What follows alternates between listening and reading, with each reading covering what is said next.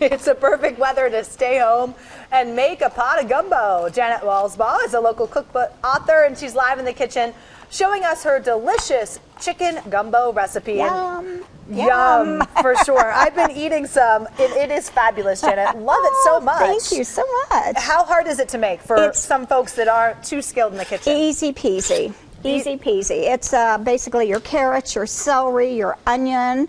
I take 3 tablespoons of butter and melt it and then put all this in here. I also have 10 okra. This is okra. These can be a little sticky when you slice them, so I'm not sure where these sticky. So do you peel this off or you just cut it? I cut the ends off and then I just cut away on it like that. All right. I don't think I've used okra as a vegetable before. Yeah. I'm missing out apparently because it's good in the soup when I taste it. Yeah, and I've got some left at home. I'm going to work on a recipe on deep fat frying it. Oh, wow. That sounds good too. Yeah. So you have your veggies in here with some butter and you're kind of browning them, getting them a little soft. Right. What's next?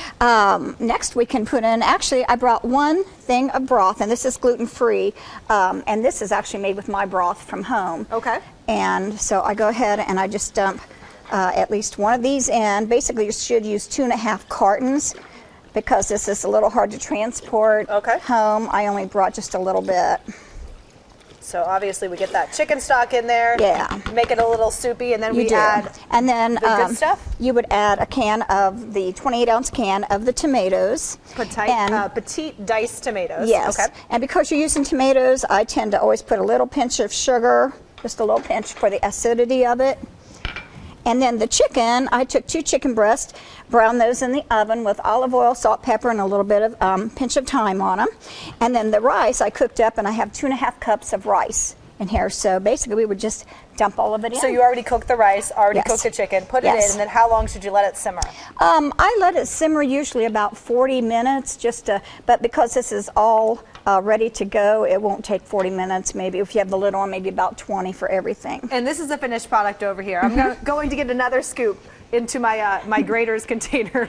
But you know what? This is a lot better than ice cream. It is so good. And this is a great kind of family meal, right? Yes, yeah. And what would you eat with the soup, maybe? Ooh, some crusty bread, maybe, so you can dip in there. That would be good. It would be good. What about putting some sausage in there? Not like I want to make it unhealthy, but sausage isn't that bad for you. Sausage, basically, I think it's Louisiana down south where they do a lot of that with gumbo. And what about the kind of the start to finish time? About an hour? Because you do have to make the chicken and rice. Right. Well, my chicken is in the oven roasting, then I start on the soup. Oh, that's a good idea. So two at once. Have the chicken cooking while you do the rest of the stuff. Yeah. You're full of great ideas. You can get more on this recipe by going to fox45now.com. Janet, as always, we love to have you. Oh, thank you. And I'll be back next week, hamburger soup.